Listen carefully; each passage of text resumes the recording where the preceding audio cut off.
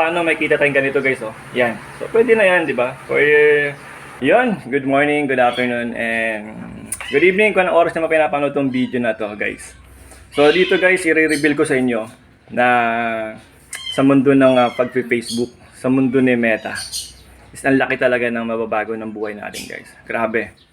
Noon, pinapangarap ko lang na sana dumating ako sa point na ma-attain ko rin or kuha ko rin yung gaya ng mga napapanood ko lang ng mga vlogger, mga content creator na nakikita natin na sumasahod sila sa pag-Facebook. Pero guys, ngayon talagang masabi ko na ang laki talaga ng nabago sa buhay ko. Wow. So guys, kasi dati nakakapasyal ako, nakakapunta ako. Ngayon guys, hindi na. Kasi lagi na lang ako nasa Facebook. Gago!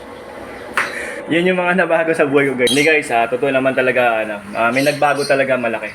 Kidding aside lang yun, sabi ko na wala na ako nagawa kasi puro na lang ako Facebook. Pero totoo lang guys, kahit paano guys, naging tayo. Naging dollar earners tayo guys. So, di ba? So, kahit paano may kita tayong ganito guys, oh. Yan. So, pwede na yan, di ba? For sa mga new content creator na kagaya ko, na kakamonetize pa lang. So, wow. at least, makikita ko na meron tayong future, di ba dito? So, yun yung sinasabi kong nabago, guys. So, biro lang yun kanina, na wala na akong nagawa. Kasi, puro na lang ako sa Facebook. So, kayo din, na nangangarap na magkaroon ng extra income, extra earnings. So, try nyo lang din, di ba? Wala namang mawawala. Nothing to lose, ika nga.